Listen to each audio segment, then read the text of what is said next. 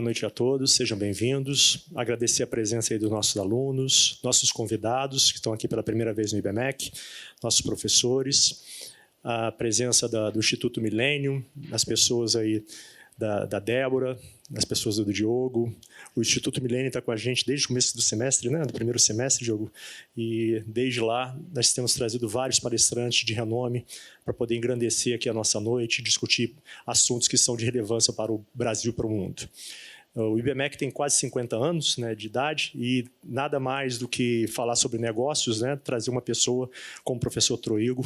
Professor Marcos Troigo, agradeço muito a sua presença, pela disponibilidade da sua agenda e pela noite. Já não é a primeira vez que venho no IBMEC, eu já conheço o professor Marcos Troigo de outras palestras que eu presenciei. Eu sou o professor Danilo, sou coordenador dos cursos de negócios aqui do IBMEC São Paulo. Agradeço mais uma vez em nome da direção da instituição. Essa atividade hoje vai contar primeiro com a palestra do professor Troigo e depois o diretor do Instituto Millennium, o professor Diogo, ele vai fazer um momento de perguntas, onde vocês vão poder debater e discutir com o professor Troigo sobre os assuntos tratados nessa plenária. Ok? Outro detalhe, esse evento está sendo gravado, então vocês podem ter acesso depois a toda a gravação dentro do site do YouTube, né, dentro da página do YouTube do Instituto Millennium.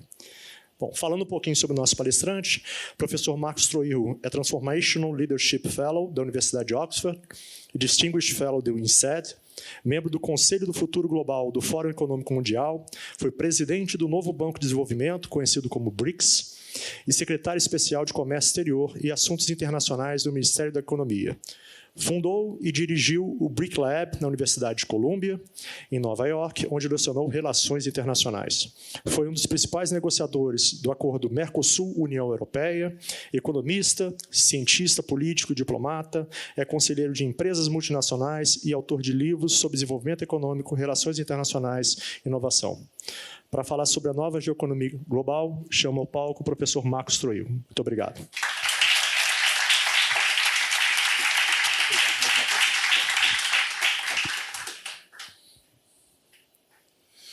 Muito boa noite.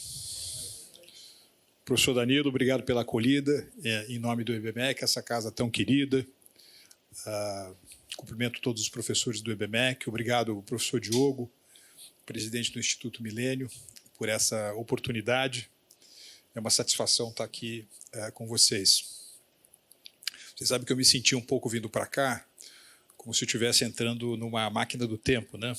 Porque eu fico imaginando, vamos supor que nós fôssemos realizar uma reflexão com esse mesmo tema de hoje, a nova geoeconomia global, mas em vez de realizado no dia 26 de setembro de 2023, a gente fosse realizar isso no dia 26 de setembro de 1989, quando eu estava terminando a faculdade, e eu estava numa posição semelhante com alguns de vocês que estão aqui, que é basicamente imaginar em qual que é o campo de testes, né? o campo de jogo, o tabuleiro em que eu vou construir a minha vida profissional no campo da economia, da administração, das relações internacionais, das engenharias, do direito, porque essa questão do campo, do terreno, é algo muito importante, né?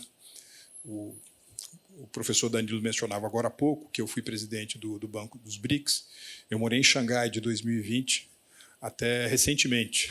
E o Sun Tzu, né, que escreveu um livro chamado A Arte da Guerra, muito conhecido, né, não apenas para fins militares, mas por vezes você faz a transliteração, a utilização dos conhecimentos do Sun Tzu da arte da guerra também para o nível de competição entre empresas.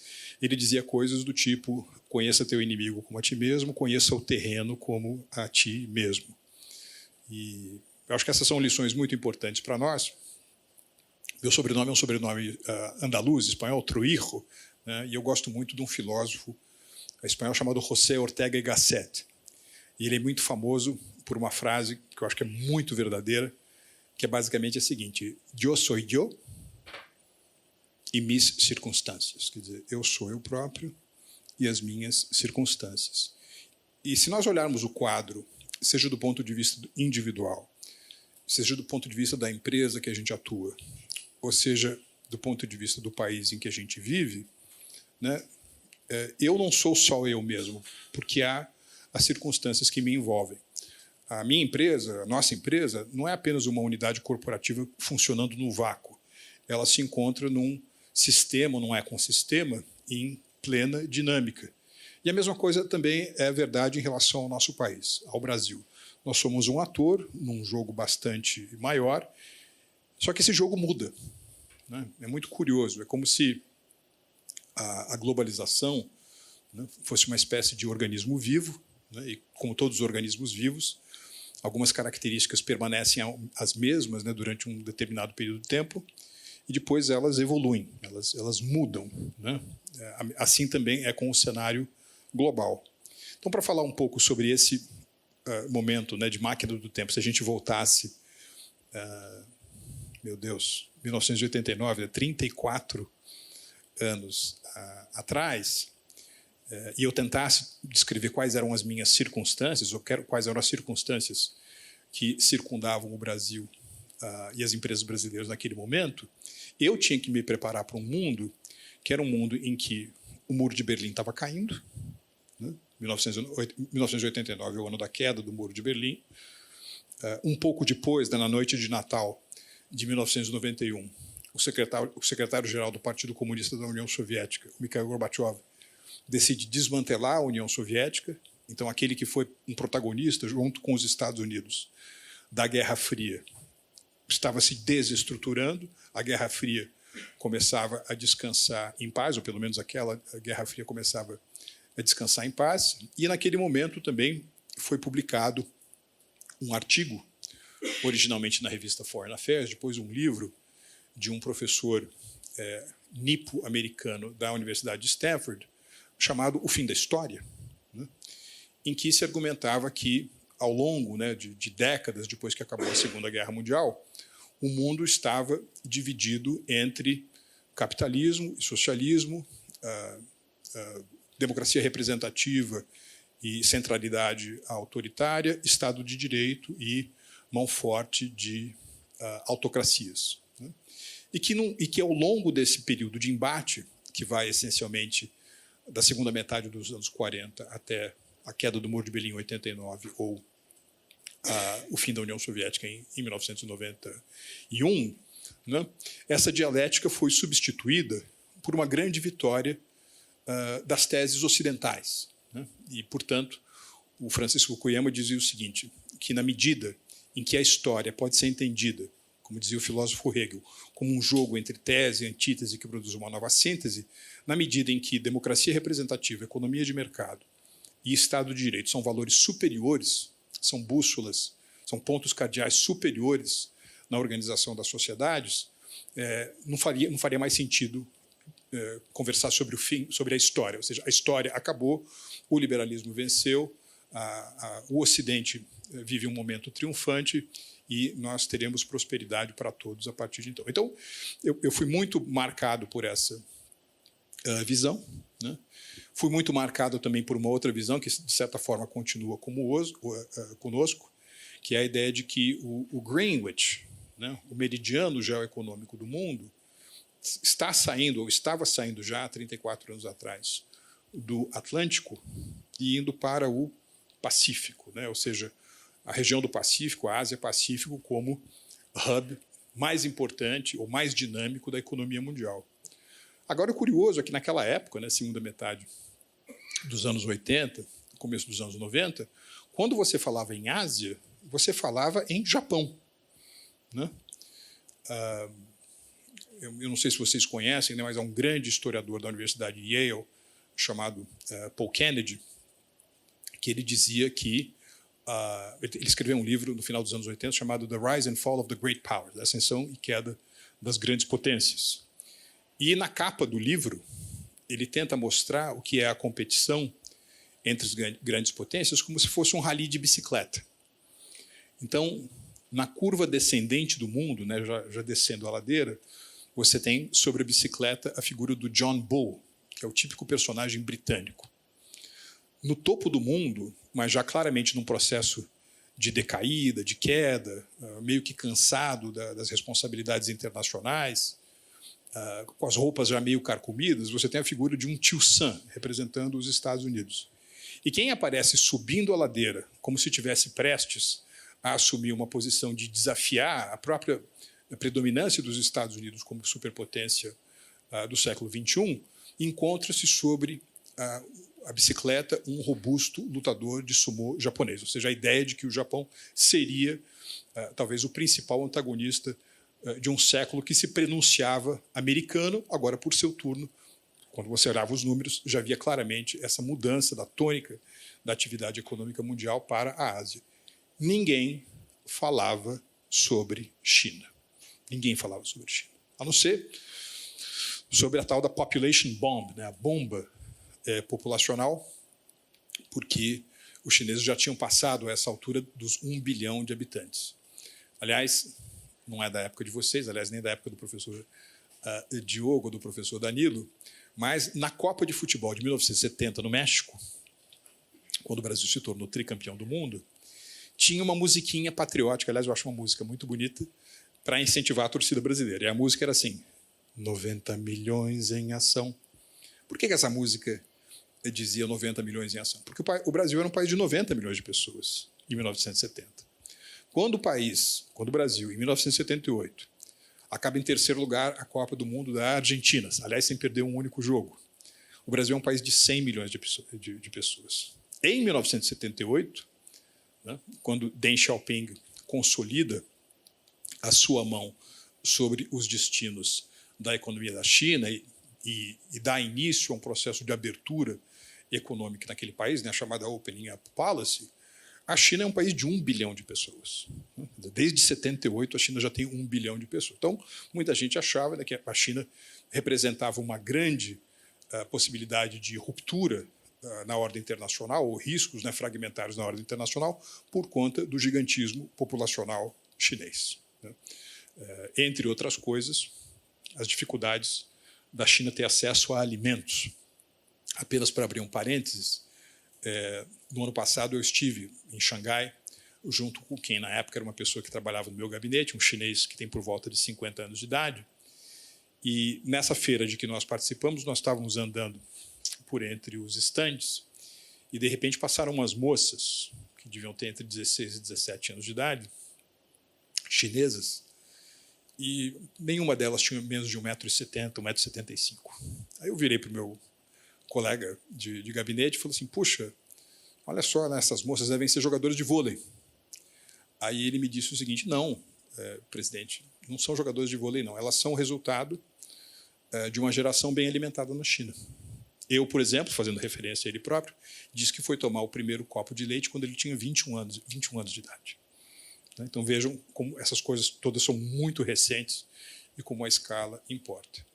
Uma terceira característica desse mundo para o qual eu me treinei, né, se nós estivéssemos fazendo essa apresentação em 1989, é que a ideia de inovação, né, que é uma verdade tão importante, né, ela significa menos o que ela se tornou, né, que é, digamos assim, o resultado de startups, empresas que essencialmente não existem. Aí você tem uma boa ideia associada a um bom conhecimento de engenharias e de métodos quantitativos, um bom conhecimento de algoritmos e uma tecnologia que pode ser rapidamente escalável, sobretudo se essa startup contar com um aporte de recursos, né, de fundos do tipo angel investors.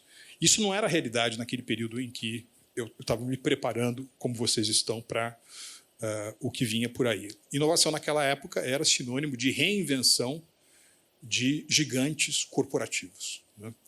E um dos principais processos dessa época é o processo de uma empresa chamada IBM. Conhece essa empresa? O que significam essas três letras IBM? International Business Machines. E por que essa empresa tem esse nome? Porque ela era, de fato, uma empresa que fazia máquinas, coisas físicas, bens tangíveis. Né? A IBM foi uma das primeiras empresas a construir um computador do tipo mainframe, né? Computadores que tinham 3 ou 4 vezes o tamanho desse auditório e que precisavam de sistemas de refrigeração 3 ou 4 vezes maiores do que o próprio computador. Isso mudou completamente. Né? Ou seja, essas empresas foram progressivamente fazendo as suas metamorfoses E elas perderam espaço para muitas empresas que são mais inovadoras. Isso é verdade em relação no campo das tecnologias da informação e é verdade em vários outros campos também. Por exemplo, hoje no Vietnã, tem uma empresa automobilística de carros elétricos chamada Vietfast. Hoje, a Vietfast tem um market cap, ou seja, um valor de mercado, maior do que o valor de mercado da General Motors ou da Ford. Quer dizer, experiências muito recentes. Então, a própria ideia de inovação passou por uma metamorfose muito importante. E a outra tendência, né, que se, digamos assim, anunciava naquela época, era uma característica da nova geoeconomia global. Se você estivesse olhando para as coisas com os olhos de 1989, era a ideia de que o mundo estava se redesenhando de acordo com processos de integração econômica, política, jurídica, regional. Né? Por exemplo, é do início dos anos 90 o chamado Tratado de Maastricht, que aprofunda a integração entre os países europeus. Os países que faziam parte da Comunidade Econômica Europeia passam a ser abrigados sob um guarda-chuva chamado União Europeia, que crescentemente vai ter coisas comuns, uma política agrícola comum, uma moeda comum, o euro, um banco central europeu, e assim por diante. E esse processo de integração regional foi algo que clonado em outras partes do mundo. Por exemplo, no início dos anos 90, há um mega acordo envolvendo o México, os Estados Unidos e o Canadá, chamado NAFTA, North American Free Trade Agreement. É do início dos anos 90 aqui também o processo de integração debaixo da lona do Mercosul, Brasil, Argentina, Uruguai e Paraguai. Então, é como se o mundo estivesse se reordenando de acordo com gigantescos processos de integração econômica, em alguns casos política regional. Veja, no caso da União Europeia, você tem a sede da Comissão Europeia em Bruxelas, um órgão político. Você tem uma corte comum em Estrasburgo, de modo que é uma integração bastante profunda. Né? Então, isso digamos assim, se eu tivesse, mais uma vez, voltando no tempo, em 1989, eu falei, caramba, para que mundo que eu vou me preparar para esses próximos 25 anos? Eu estava me preparando para um mundo de globalização profunda. Né? Deep globalization. E minha impressão, amigos, já trazendo a nossa máquina do tempo do passado até o presente, é que esse período de globalização profunda mudou. Mudou. Né? Apenas para jogar com as palavras, é como se a gente estivesse saindo de um mundo de globalização profunda, portanto, deep globalization, para um mundo de desglobalização, deglobalization. From deep globalization to deglobalization. Eu mandei para o professor Diogo um artigo que eu publiquei ontem na revista Knowledge, em que eu tento fazer uma comparação entre aquilo que um professor da Universidade de Stanford fez em 2008, quando ele estava olhando os sistemas políticos, né, o ambiente político, o macroclima político no mundo, e ele começou a achar que as autocracias, ou as ditaduras, ou regimes de partido único, liderados em geral por strongmen, né, por homens fortes, encontravam-se em ascensão, e os princípios, né, a paixão relativa, né, por democracias representativas estavam em declínio. E ele chamou isso de recessão democrática, né, democratic recession. E nesse artigo de ontem eu digo que nós estamos talvez vivendo uma recessão da globalização. Quer dizer, os próprios princípios de globalização que trouxeram, a meu ver, tanta eficiência, tanto resgate de gigantescos contingentes populacionais da pobreza, encontra-se também em xeque, um momento de ponto de inflexão, não necessariamente para alguma coisa que será melhor. Mas nesse mundo que vem por aí, e mais uma vez, fazendo um exercício prospectivo, né, pelo menos para os próximos 25 anos, tem 4 características que eu acho que são muito importantes e que eu queria compartilhar com vocês. Né? Ou seja, seriam 4 mega dinâmicas, né? Mega fatores que vão influenciar muito não apenas o desenho do cenário internacional, mas também as estratégias que nós temos que fazer como indivíduos, como pessoas e como país. Então, a primeira delas é o seguinte. Hoje no mundo existem 8 bilhões de pessoas. Essa é a população mundial, 8 bilhões de pessoas.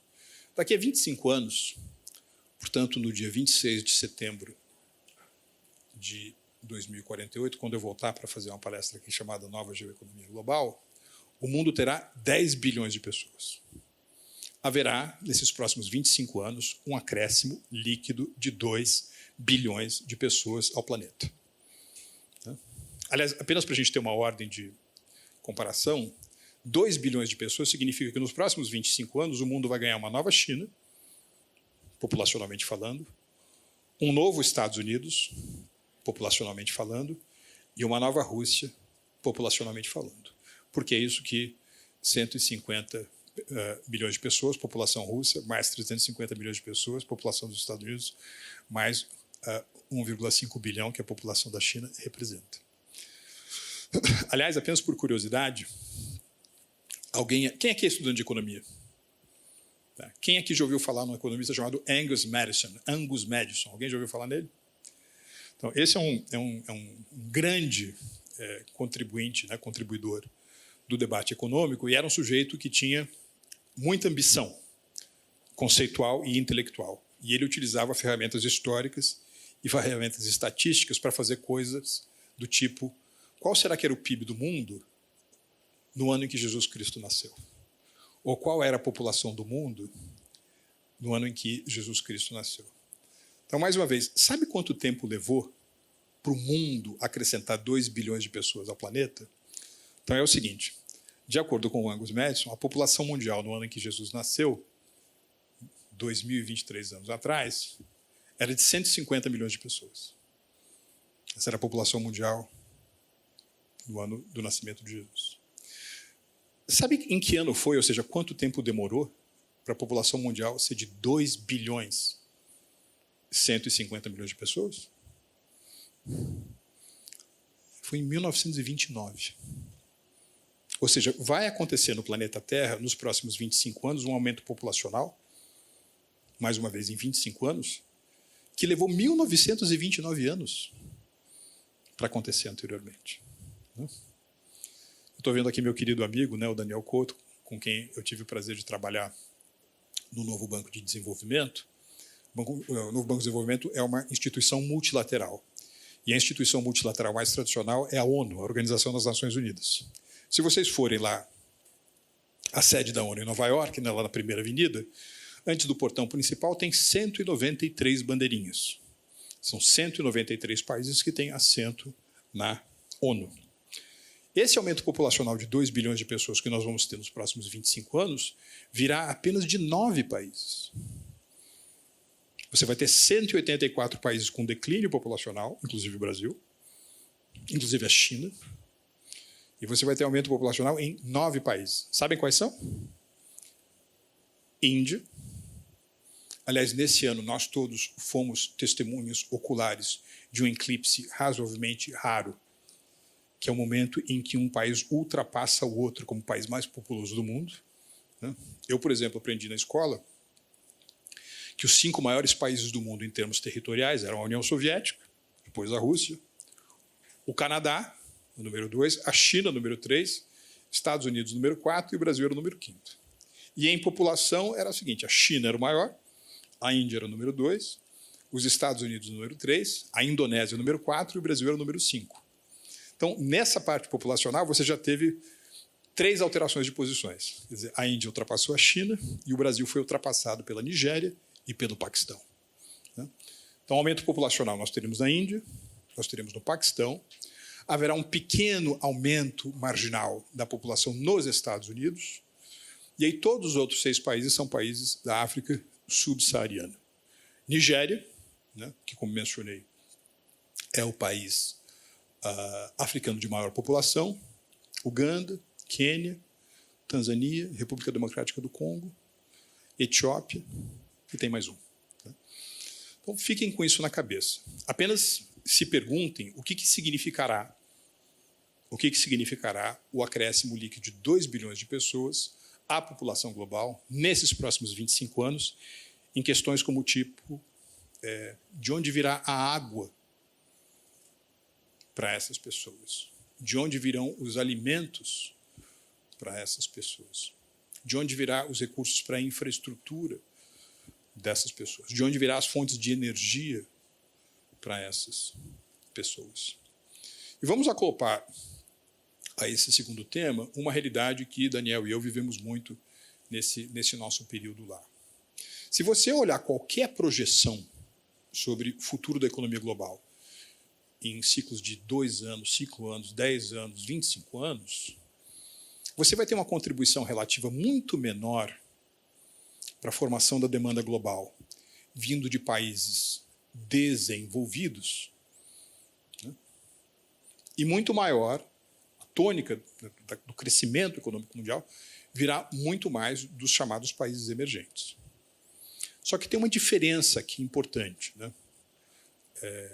Por exemplo, se você está olhando esse quadro no final dos anos 70, nos anos 80, os crescimentos mais impressionantes e dinâmicos vinham também de países emergentes. Quais eram esses países emergentes? Singapura,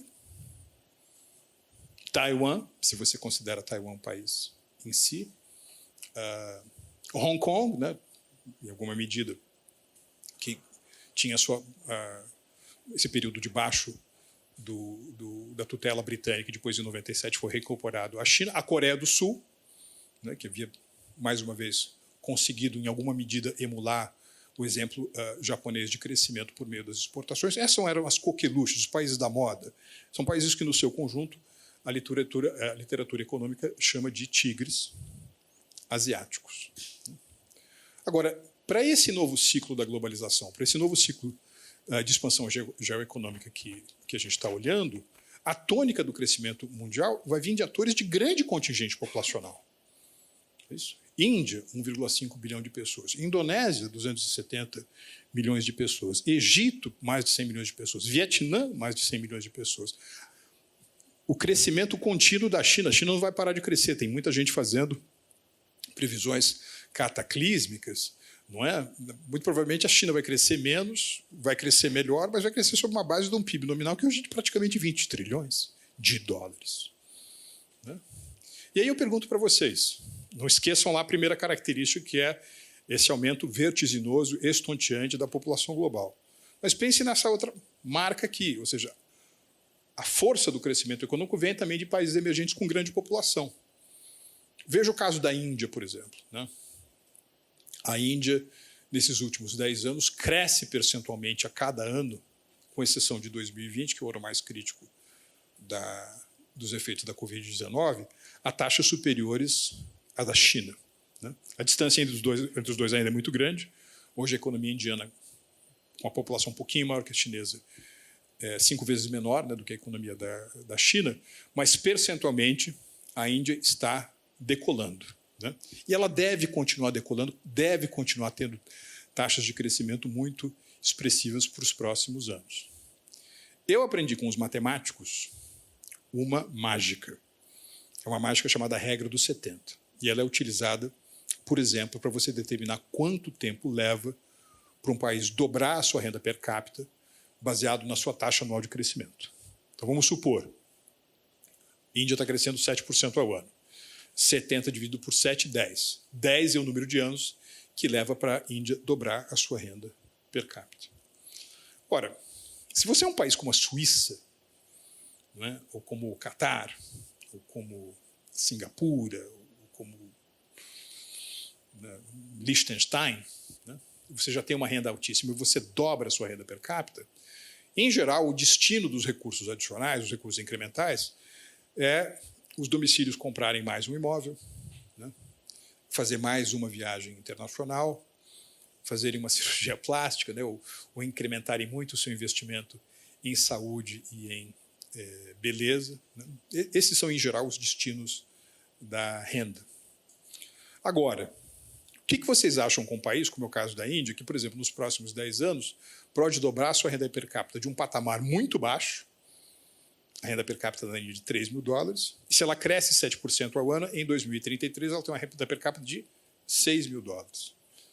Vocês sabem o que a história e a literatura mostra que acontece quando a renda per capita sobe de uma maneira tão estonteante, num patamar tão curto de tempo, a partir de níveis tão baixos de renda? As pessoas comem mais. Há, num primeiro momento, uma revolução calórica, ou seja, as pessoas aumentam a sua ingestão de calorias, sua ingestão de alimentos, e, em seguida, há uma revolução nutricional. As pessoas comem mais e, em seguida, as pessoas comem melhor. Imaginem o que isso significa, mais uma vez, para a demanda por energia no mundo, ou por infraestrutura no mundo. Mas, enfim, a bem do tempo, vou falar só sobre alimentos. Se isso realmente vai acontecer, ou seja, você tem essa expansão populacional tão expressiva, e você tem o crescimento econômico vindo de um motor chamado mercados emergentes, que tem contingente populacional, mais uma vez uma pergunta: quem vai produzir o alimento do mundo? E hoje o mundo tem 4 grandes produtores de alimentos. O maior produtor é a China. Mas, por conta do tamanho da sua população, é um país que tem importação líquida de alimentos. E a China, como outras regiões do planeta, tem um problema gravíssimo de acesso à água. O Stephen Kotkin, por exemplo, que é um professor da Universidade de Princeton, argumenta que se cada chinês tomar, em média, um copo a mais de água por dia, a zona desértica se aproxima da periferia de Pequim, porque não há água. A Índia, que é um grande produtor de alimentos também, mas, mais uma vez, uma população gigantesca. A Índia, que tem gravíssimos problemas de ineficiência na propriedade rural, porque é uma sociedade muito baseada em agricultura de subsistência, com uso muito ineficiente de água também. Hoje, de cada 10 litros d'água na Índia, 8,5 vão para a agricultura, ou seja, sobra apenas 1,5 litro d'água para, por exemplo, consumo das famílias, consumo domiciliar, utilização da água na indústria. O terceiro maior produtor mundial são os Estados Unidos, mas, mais uma vez, com os problemas de água conhecidos, um país que também tem déficit na sua balança comercial de alimentos. E o Brasil. O Brasil, que de todos esses países que eu mencionei, talvez é aquele que tem a melhor combinação entre potencial de terra ainda não utilizado para fins agrícolas, de forma sustentável. Eu gosto de dizer que é um teto retrátil para a produção de alimentos no Brasil. E é também aquele país que tem a mais abundante reserva daquele que é o insumo mais fundamental para a produção de alimentos, que é a água. Não apenas os estoques aquíferos que a gente tem, os nossos mananciais de rios, mas também porque o Brasil tem rios voadores.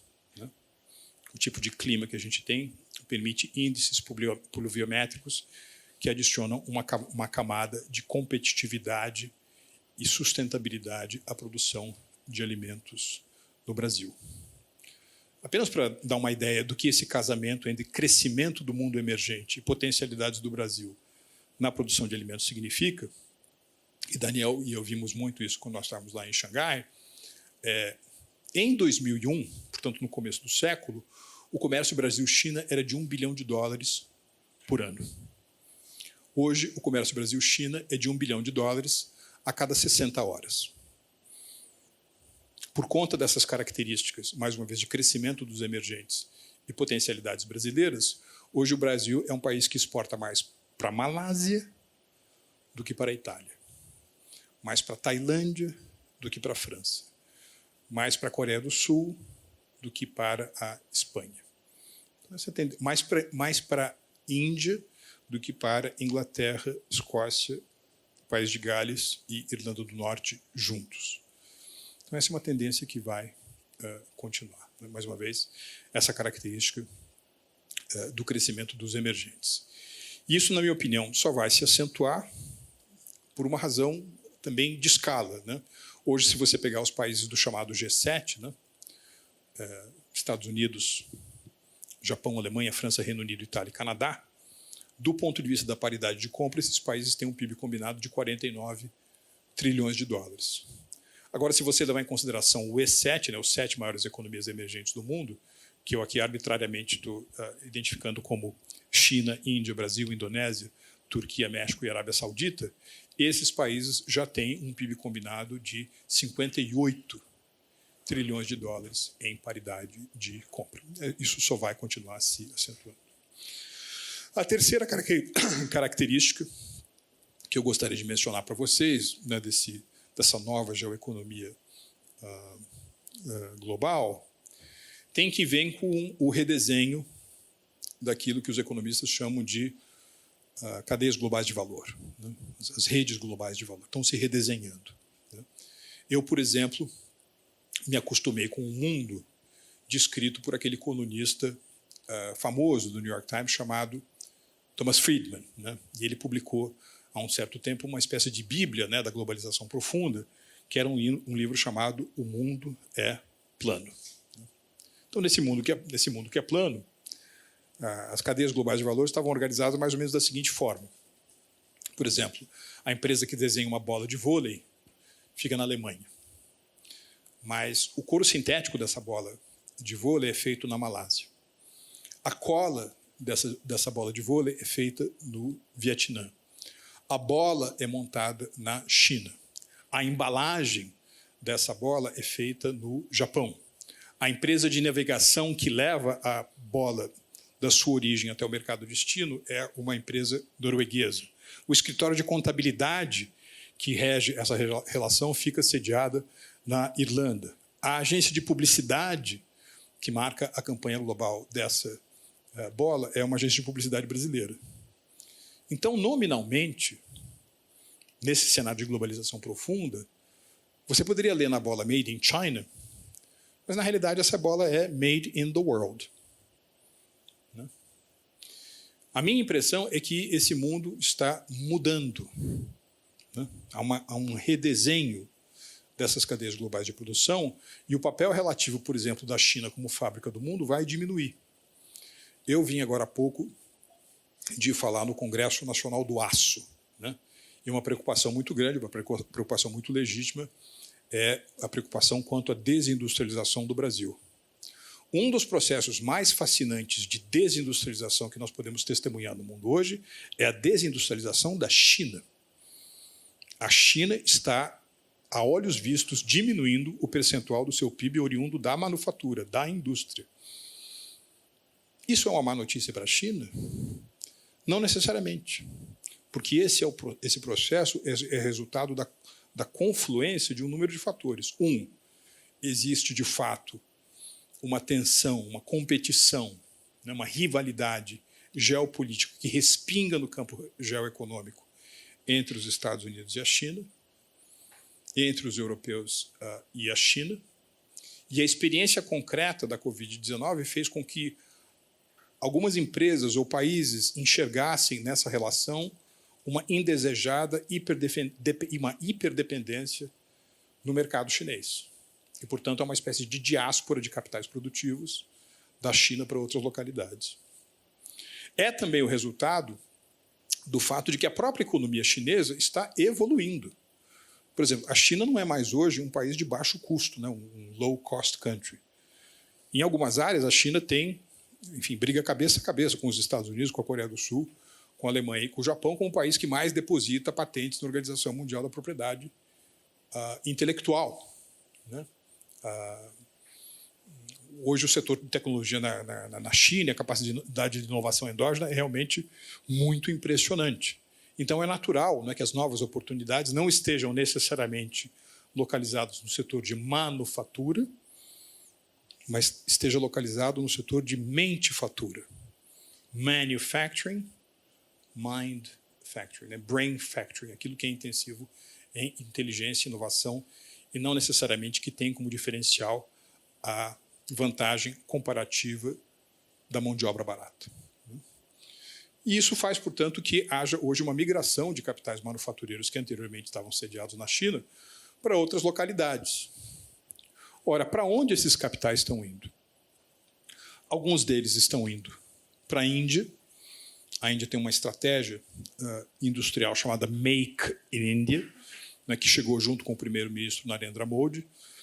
A ideia de que, mais uma vez, as antenas estão ligadas. Você sabe que esses capitais estão saindo da China e eles podem encontrar na Índia um grande estoque de força de trabalho, uma competente classe gerencial e a boa vontade, por exemplo, de países ocidentais, muitos desses capitais produtivos, desses capitais que estavam alocados na China, que ainda são muito arbitrados pelo custo relativo da força de trabalho, estão indo para países como o Vietnã ou como o Bangladesh. Aliás, como resultado disso, o Bangladesh é hoje o país que mais cresce na Ásia. E muito disso está indo para o México. É um fenômeno muito interessante o que vem acontecendo com o México nesses últimos 3, 4 anos. E por que esses capitais estão indo para o México? Em primeiro lugar, porque o México faz parte do tratado que sucedeu o NAFTA, é o tal do USMCA, United States, Mexico and Canada. Portanto, atividades industriais sediadas no México têm privilégios do ponto de vista à exportação para os Estados Unidos ou para o Canadá, como se elas estivessem sendo produzidas no próprio território americano, no próprio território canadense. E o México conseguiu construir um enxoval de acordos internacionais, de tratados de livre comércio com outras regiões do mundo. Fora o USMCA, ele tem 48 outros tratados. Então, para uma empresa, digamos, belga, né, ou holandesa, ou japonesa, dependendo do setor, essa empresa alocando sua atividade produtiva para o México para exportar para os Estados Unidos, para exportar para o Canadá, ou mesmo para outros destinos, tem o mesmo tratamento como se ela fosse uma empresa de Estados Unidos e Canadá. Isso traz grandes ganhos comparativos do ponto de vista da atração de capitais ao México. E, além disso, obviamente, o México tem um monte de problemas lidar com crime organizado, etc. Mas tem outra coisa que os mexicanos estão fazendo certo, que é o seguinte: a preparação de recursos humanos para fazer frente a essa oportunidade. Talvez seja uma surpresa para muitos aqui, mas hoje, nesse momento em que nós falamos, formam-se a cada ano mais engenheiros no México do que nos Estados Unidos. Não vou nem comparar com o Brasil, né? Mas hoje, 2022, 2023, formam-se a cada ano mais engenheiros no México do que nos Estados Unidos. Então, mais uma vez, esse redesenho das cadeias globais é da maior importância. Não é apenas um redesenho que afeta o mundo da ótica da oferta, mas também da ótica da demanda. Eu mencionei agora há pouco esses novos países asiáticos que se tornaram grandes consumidores. A gente poderia olhar essa ótica também do ponto de vista das redes de inovação. Mais uma vez, países como a China se tornando grandes hubs de depósito de patentes. Então, outra coisa muito interessante é do ponto de vista também da redefinição das redes de valor, de praças de liquidez, de fornecimento de capital de longo prazo, né? Hoje há uma grande centralidade de países como Emirados Árabes, Arábia Saudita, mesmo Singapura, né? Mais uma vez como pontos de partida de irradiação de investimento estrangeiro direto para outras regiões do mundo. Tradicionalmente, você olhava para quem? Você olhava para Nova York, você olhava para Londres, você olhava para Paris e olhava para Frankfurt. Essas são as grandes praças de liquidez, continuam muito importantes, mas com a emergência de outras que também têm que ser levadas em consideração. E o quarto vetor, ou a quarta dinâmica, pessoal, dessa nova economia que vem por aí, quer dizer, não é nem nova, mas é uma coisa, enfim, que vem ganhando tração, escala, importância, é o que a gente poderia chamar... Cadê o professor Carlo Cauti? Ele está por aqui, está ali o professor Carlo Cauti, meu querido amigo. Carlo Cauti e eu estamos escrevendo um livro chamado Talentnomics, né? E nós nos inspiramos por esse nome porque o Klaus Schwab, que é o fundador do Fórum Econômico de Davos, né, do Fórum Econômico Mundial, há alguns anos, recentemente, ele disse que não é mais o capital, não é mais o trabalho, não é mais a terra, nenhum desses o fator mais importante de produção. O fator mais importante é o talento, né? A ponto dele dizer, olha, essa é uma dinâmica tão radical que nós não deveríamos mais chamar o nosso sistema econômico de capitalismo. Nós deveríamos chamar o nosso sistema econômico de talentismo, né? E aí, mais uma vez, isso pode parecer novo ou velho, mas o fato é que existe também uma metamorfose do talento. Talento significava você verticalizar, você aprofundar a sua vocação como indivíduo, significava uma concentração absolutamente total para uma empresa naquilo que ela chama de core business, de nicho de mercado, né? Então, por exemplo, se você é uma empresa como a Remington, que faz boas máquinas de escrever, então você coloca uma viseira e você se foca na maneira mais eficiente de fazer máquinas de escrever, né? Se você é uma empresa como a Olivetti e você está negociando, né? Você está transacionando no âmbito dos computadores mainframes, você tem que fazer computadores mainframes que sejam os mais eficientes possíveis. Então, essa era uma certa noção de vocação, ou seja, talento como sinônimo no campo empresarial de core business ou de nicho. E do ponto de vista de país, é você jogar com as tradicionais vantagens comparativas de um grande economista britânico do início do século XIX, chamado Davi Ricardo. Davi Ricardo ele olhava para a Inglaterra e olhava para Portugal.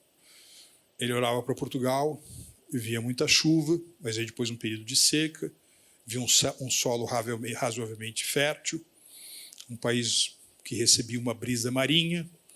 É o ponto mais ocidental. Aqui esteve o Império Romano. Os romanos gostavam muito de vinho. Portugal faz vinho. E as vantagens comparativas na produção de vinho de Portugal, dizia Davi Ricardo, não faziam ou não convidava a Portugal a, por exemplo, desenvolver uma indústria de locomotivas. Agora ele olhava para a Inglaterra e dizia o seguinte: puxa, na Inglaterra não dá para cultivar vinho.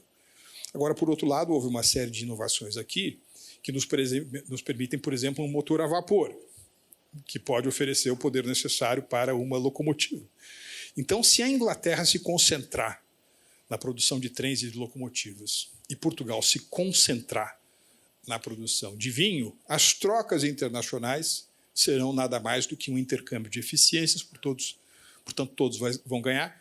Eu não diria que essa teoria está incorreta por todo. Eu, enfim, no meu coração acho que é um liberal clássico da economia, mas é importante saber que nós estamos num outro jogo, que é um jogo em que, a partir das vantagens comparativas, ou seja, do talento dos países, da vocação dos países, se constroem vantagens adicionais, vantagens incrementais, outras camadas de competência, que no limite é aquilo que faz muito bem um professor venezuelano da Universidade de Harvard chamado Ricardo Hausmann.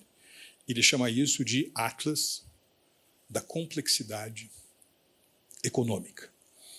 O século XXI pertencerá a países que têm talentos complexos, ou seja, que utilizam as suas vantagens comparativas para construir novos talentos. No limite, aliás, se vocês querem, vou adiantar já um pouquinho aqui do trabalho que eu e o professor Carlos estamos fazendo, de definir talento nesse jogo da nova geoeconomia global. Talento significa responder a seguinte pergunta: o que você consegue fazer bem para além daquilo em que você já é bom? O que é que você consegue fazer bem para além daquilo em que você já é bom? Eu acho que isso traz implicações muito grandes para nós como indivíduos. Vocês aqui estão construindo a sua estratégia pessoal, individual, e aí vocês podem pensar o seguinte: eu vou ser um administrador de empresas, mas nesse universo da nova era do talento, do talentismo, vocês vão ser um economista que gosta de poesia, um poeta que gosta de métodos quantitativos, um engenheiro que consegue ler contrato, um advogado que tenha domínio das 4 operações. São profissionais muito complexos. Aliás, profissionais que um grande pensador brasileiro chamado Eugênio Mussac, que aliás é um médico, chama de nexialismo. Ao longo da minha vida, talvez alguns de vocês tenham tido esse dilema também, você fica preso entre o cabo de guerra de ser um especialista em algumas coisas e um generalista em outras. Ou seja, uma tensão entre generalistas e especialistas. E me parece que existe a emergência de um novo profissional, que é o nexialista. É assim que o professor Eugênio Mussac chama. Nexialista é aquele sujeito que, obviamente, tem especialidades e aptidões específicas, só que ele é um sujeito também que consegue estabelecer conexões, atuar transdisciplinarmente num campo bastante variado de saberes humanos. Do ponto de vista populacional, a gente tem vários casos. Do ponto de vista empresarial também. Vou dar alguns exemplos do que significa essa nova área do talento empresarialmente, né? Por exemplo, tem alguém aqui que não conhece uma empresa chamada Samsung? Todo mundo conhece essa empresa, né? É uma empresa que faz o quê? Oi? Tudo. Essa é a boa resposta. Agora, vamos ver se vocês são realmente bons. O que significa Samsung em coreano? 3 estrelas. Sabem por quê? Porque a empresa, né, o conglomerado, na Coreia eles têm uma palavra chamada chaebol, que são os conglomerados multissetoriais. A empresa faz chocolate amargo, mas faz também tecnologia espacial, né? Faz shampoo, mas faz também navios que transportam petróleo. Agora, as 3 vocações iniciais, os 3 talentos iniciais, as 3 divisões que formam a Samsung, e a partir daí ela gera excedentes para construir essa diversidade, são a divisão original da Samsung de pescados, né? A Coreia do Sul tem águas muito profundas, né? Quanto mais profunda e fria a água, é melhor para crustáceos, por exemplo. Uma empresa de pescados e mariscos. Uma empresa de frutas cristalizadas, né? Era a 2ª estrela da Samsung. E a 3ª estrela, aliás, uma das mais lucrativas, que durante muito tempo segurou o caixa da empresa, a Samsung era uma empresa de perucas, né? E é curioso que, a partir dessa confluência de fatores, ela construiu esse gigante que ela é. Tem outro exemplo que eu gosto sempre de dar também, sobre a história de você acrescentar talentos ou aptidões a partir de uma ótica empresarial, que é o exemplo de uma marca chamada Montblanc. Montblanc é uma marca do quê? Oi? Artigos de luxo, né? Não pode antecipar a resposta, mas originalmente ela é uma empresa de canetas, né? Você tem toda a razão. Mas se você olhar a trajetória recente da empresa, e por recente entendo os últimos 20, 25 anos, a empresa que era uma caneta, a Montblanc, que era uma empresa muito centralizada na produção de instrumentos de escrita, né? Aliás, façam um teste, manuscrevam alguma coisa, deem uma olhada no que vocês escreveram e percebam que uma letra de vocês ficou feia. E por uma razão muito simples, a gente não manuscreve mais. Manuscrever significa... É engraçado, né? De vez em quando a gente está no restaurante, a gente pede a conta, você, por favor, a conta. Ninguém mais faz conta assim. O sujeito faz conta assim, assim, ou então ele utiliza um aplicativo de voz, a mesma coisa para mandar uma mensagem, ou você manda por voz, ou ninguém mais manuscreve. E isso pode ser uma realidade, digamos, ergonômica ou sociológica interessante, mas é uma realidade terrível se você é acionista de uma empresa de canetas, concorda? Muito difícil. Então, se você está lá na empresa que está gerando a marca Montblanc, gerindo a marca Montblanc, você olha o teu gráfico de faturamento, nosedive, né, um negócio completamente para baixo, o que você faz para realizar um turnaround de uma empresa de canetas? Então, a empresa que organiza, enfim, que tem a marca Montblanc, tem várias outras marcas, aliás, teve esse planejamento estratégico há cerca de 20, 25 anos, porque realmente as receitas estavam declinantes. E aí, durante a reunião, o sujeito levantou a mão e disse, puxa, a gente tem um problema de custo. Hoje, como a nossa atividade fabril está muito localizada na Alemanha e na Suíça, né, mão de obra muito cara por hora, a única maneira que a gente tem de competir nesse novo mundo é tirar a nossa atividade produtiva, por exemplo, desses 2 países e levar para o Vietnã, ou levar para o Mianmar. Vamos começar a fazer caneta Montblanc em Mianmar, ou na China. Porque aí, com o baixo custo da remuneração do fator trabalho, a gente joga os custos para baixo. Em vez de vender por $130 uma caneta, a gente vende por $30, então a gente faz a nossa margem na quantidade, não na qualidade. E assim a gente vai sobreviver. E aí, de repente, alguém nessa reunião disse o seguinte, se a gente fizer isso, vai ser um desastre. Nós vamos acabar com a atratividade da Montblanc. O que, na realidade, a gente precisa fazer é entender que a gente não pode mais abordar a caneta como se ela fosse um instrumento de escrita. A caneta tem que ser um artigo de colecionador.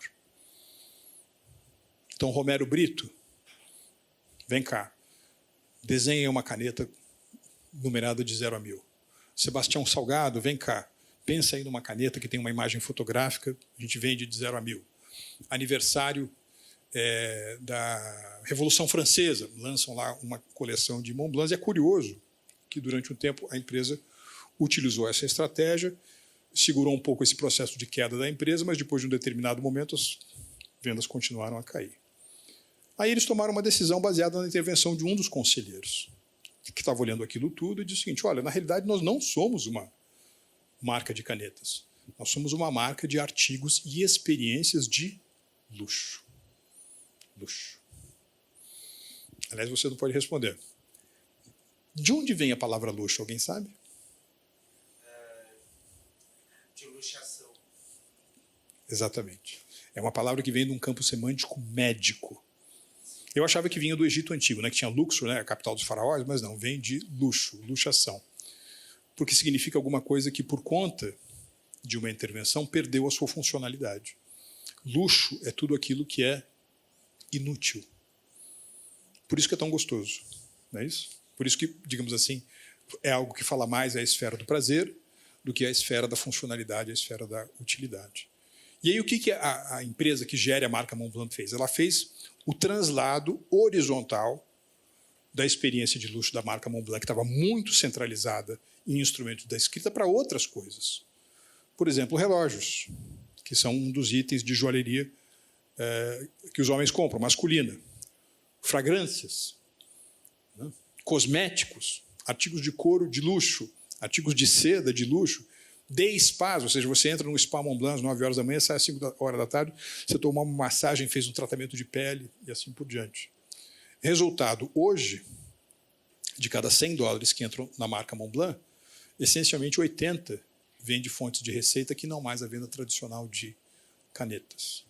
Então, esse claramente é um exemplo de um país que conseguiu reverter, utilizar a noção de talento reverso para construir aptidões adicionais. Os exemplos de países também são muito interessantes, né? Vejam o caso dos Emirados Árabes Unidos, né? Que era um país produtor de combustíveis fósseis há um tempo atrás, e hoje conseguem construir, por meio de planejamento estratégico, uma cidade como Dubai, que é referência mundial na indústria de turismo, na indústria financeira, no setor de entretenimento. Mais uma vez, utilização de excedentes e capacidades em setores específicos para construir habilidades complexas, multissetoriais. Muitos outros países estão fazendo isso. Vocês devem ter visto que há cerca de um mês, os indianos conseguiram levar a Marte um artefato de tecnologia espacial. Os Emirados têm um programa lá de tecnologia espacial.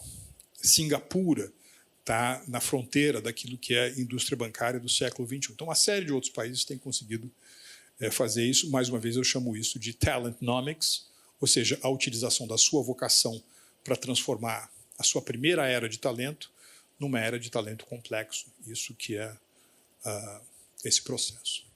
Então, mais uma vez, o que é a nova geoeconomia global e qual é o ambiente, né, qual é o ecossistema que vocês, como pessoas, nós como membros de atividades empresariais, ou o Brasil como país, precisa se preparar, precisa construir estratégias de adaptação para poder competir satisfatoriamente. É esse mundo em que há um grande aumento populacional, é um mundo em que o crescimento econômico vem, sobretudo, da contribuição dos grandes países emergentes para a formação da demanda, é um mundo em que as redes de valor estão se reconfigurando, estão se redesenhando, e é um mundo em que o talento adquiriu uma grande centralidade para a definição do sucesso de pessoas, empresas e países. Tá bom? Muito obrigado.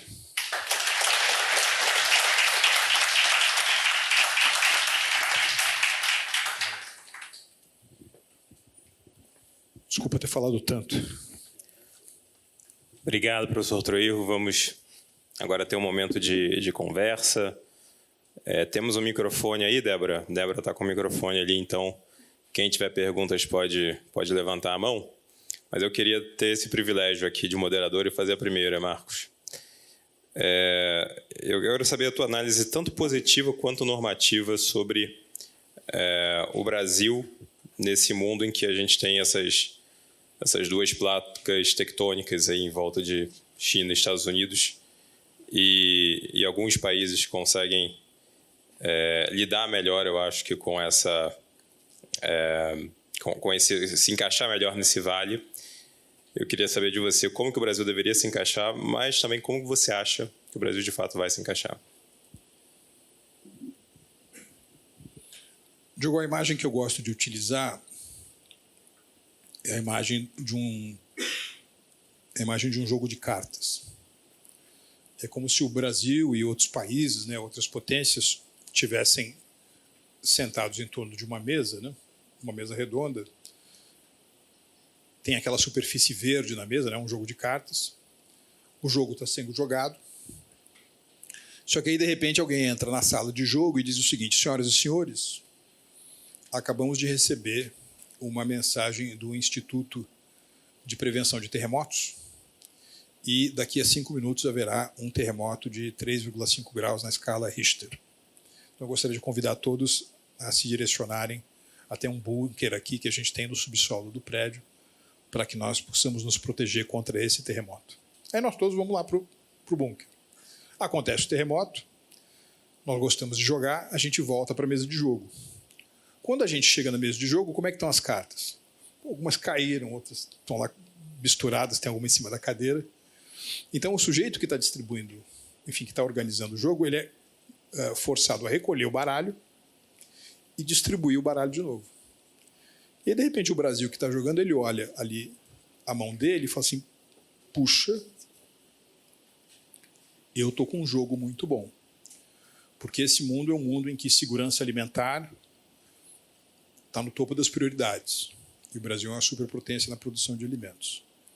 É um mundo que está fazendo transição energética e o Brasil tem uma rara combinação entre acesso a combustíveis fósseis e matriz limpa, que envolve a sua experiência em hidroeletricidade, a incidência de sol que a gente tem ao longo do ano, portanto, diferenciais competitivos importantes em energia fotovoltaica, a nossa incidência de ventos, a nossa experiência com biocombustíveis, ou seja, tudo isso dá um diferencial muito significativo para o Brasil. Há uma transição e há muitos capitais estacionados hoje no mundo, não é, que têm apetite por essa chamada economia verde. Então, a gente tem diferenciais importantes. Há essa dinâmica, mais uma vez, de saída de capitais de algumas regiões do mundo, e isso abre a possibilidade para nós acolhermos uma parcela significativa, né, desses ativos.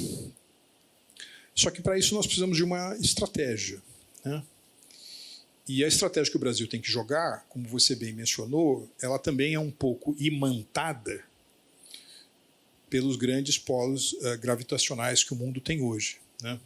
Existe, como eu mencionei, uma mega competição, uma mega rivalidade entre os Estados Unidos e a China.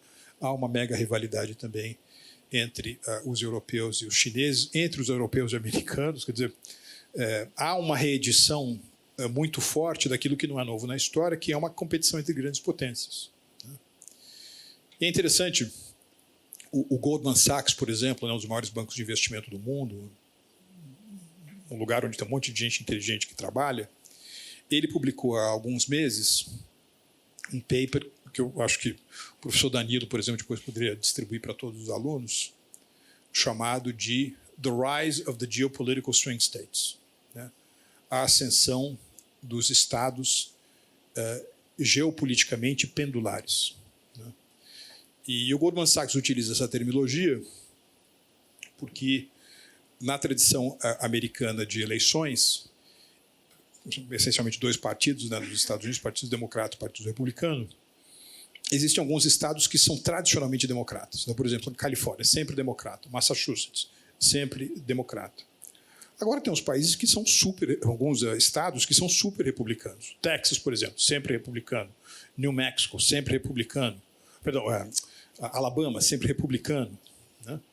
Agora tem uns estados que vão para um lado ou para o outro, dependendo do candidato, dependendo do ciclo eleitoral. Por exemplo, a Flórida é considerada um swing state, pode ir para um lado ou para o outro. Ohio, swing state, pode ir para um lado ou para o outro. E o Goldman Sachs faz isso porque eles acham que nesse campo em que supostamente é uma nova Guerra Fria, cujos protagonistas são os Estados Unidos e a China, há países que, por uma ou outra característica própria, pode extrair o maior benefício possível dessa tensão. Alguns desses países são geopolitical swing states, porque estão muito capitalizados. É o caso da Arábia Saudita. Alguns podem extrair essa vantagem por conta da sua proximidade geográfica, misturado aos acordos de comércio e investimento que tem. É o caso do México. Há países que podem extrair benefícios porque quer se criar alternativas a essa China como fábrica do mundo. Talvez esse claramente seja o exemplo indiano. E há países que têm aquilo que eu gosto de chamar de global essentials, né? Como é o caso do Brasil. Água, alimento, potencial energético, potencial para a transição da economia verde. Como é que você aproveita esse cenário? Eu acho que tem que ser uma combinação daquilo que eu falei, acabei falando bastante na minha intervenção, que é, mais uma vez, a estratégia, com uma outra esfera, que é uma esfera, Diogo, que eu e você, eu sei que a gente tem muito próximo do nosso coração, que é o da economia institucional, né? Ou seja, reformas de modernização institucional, né? Douglas C. North, que venceu o Nobel de Economia, falava sobre a importância das instituições como bases sustentáveis para a competitividade das economias. Muitos de vocês aqui provavelmente leram também aquele livro do Darin Acemoglu e do James Robinson, né? Porque as Nações Fracassam. Eles acabaram de lançar um outro livro também, que eu sugiro a todos, chamado Power and Progress, em que, mais uma vez, há esse lugar todo especial que eles dedicam no conceito deles à importância da evolução institucional. E, a meu ver, de uma forma ou de outra, e eu ouvi isso muito de um investidor em Singapura, com quem eu estive há 3 meses, ele dizia o seguinte: puxa, Marcos, o Brasil estava, até janeiro desse ano, no 6º ano e meio de reformas estruturais. Você fez a reforma trabalhista, fez a reforma da Previdência, fez a independência do Banco Central, fez o marco do saneamento, lei de liberdade econômica, concluiu o acordo Mercosul-União Europeia, concluiu o acordo com o EFTA, conseguiu diminuir, ainda que não em grande escala, as tarifas de importação para o mercado brasileiro do Mercosul. Ou seja, essas são reformas institucionais importantes. E me parece que essas reformas institucionais... Enfim, eu não quero ser tão pessimista ou determinista dizendo que elas pararam. Mas quem aqui conhece um comentarista esportivo já falecido chamado Roberto Avallone? Lembra do Roberto Avallone? Não. Lembra do Roberto Avallone? Roberto Avallone, ele dizia o seguinte: quem será que vai vencer a partida de hoje à noite? Corinthians ou Fortaleza? Ponto de interrogação. Então, sobre a continuidade das reformas do Brasil, ponto de interrogação. Existe uma incógnita no ar, e essa incógnita ela não funciona para o benefício do Brasil, né? Porque vamos supor que você seja uma empresa alemã, uma empresa belga que quer repatriar os seus ativos industriais que estão sediados na China, repatriar no sentido de colocar em outro lugar. Você vai colocar no Brasil ou você vai colocar no México, ou você vai colocar na Índia? Então entra uma equação complexa, que é uma equação que combina custo relativo de mão de obra, facilidade de fazer negócios, ambiente institucional, acordos de livre comércio, acordos de comércio e investimentos. E se a gente não continuar fazendo reformas, minha impressão é que a gente não vai aproveitar isso na intensidade e na escala que a gente poderia. Obrigado. Temos uma pergunta ali. Marcos, pode dizer seu nome? Sabrina. Obrigado, Sabrina. Tudo bem? Eu queria saber, de acordo com toda a sua experiência que você já teve no BRICS, com a nossa relação com a China, se ela vai ajudar, por exemplo, ao Brasil criar investimentos, principalmente na área de tecnologia, voltados, por exemplo, à sustentabilidade, como você disse, e que se daqui 25 anos, como você falou, que vão surgir novos países que vão ter booms populacionais, eu acredito que esses países vão ser os novos industrializados, se o Brasil vai estar numa posição de país desenvolvido, a ponto de poder investir seu capital nesses países e ter um bom retorno. Obrigado pela pergunta. Hoje, de cada $10 que o Brasil exporta, 3,5 vão para a China. De tudo aquilo que a China compra do mundo, quer dizer, se você fizer uma radiografia das importações chinesas, né, de cada 100 dólares que a China compra do mundo, 4 vêm do Brasil. Né? Então, para a gente ter em mente a primeira ordem de comparações. A China, de tudo aquilo que ela compra do mundo, compra 4 do Brasil, e o Brasil, de tudo que ele vende para o mundo, é 35, de cada 100 dólares, 35 dólares. O Brasil, como destino das exportações chinesas, representa um pouquinho mais de 1%. Mas o Brasil não é um dos grandes destinos das exportações chinesas. E esse diferencial é uma das razões pelas quais hoje o Brasil é um dos poucos países que tem superávit comercial no seu comércio bilateral com a China e, aliás, um superávit comercial robustíssimo. Se você olhar, se você ver pela ótica das exportações totais, vamos fazer uma conta aqui rapidinho. A China compra do mundo 2,5 trilhões de dólares por ano. O Brasil exporta, quer dizer, a China importa 4% de tudo que ela compra do Brasil. Isso que 4% de 2,5 trilhões são 100 bilhões de dólares. 100 bilhões de dólares são as nossas exportações para a China. Diogo e eu trabalhamos recentemente no Ministério da Economia. E no primeiro ano dessa experiência, uma das principais, talvez a principal prioridade do ministro, Paulo Guedes, era a reforma da Previdência.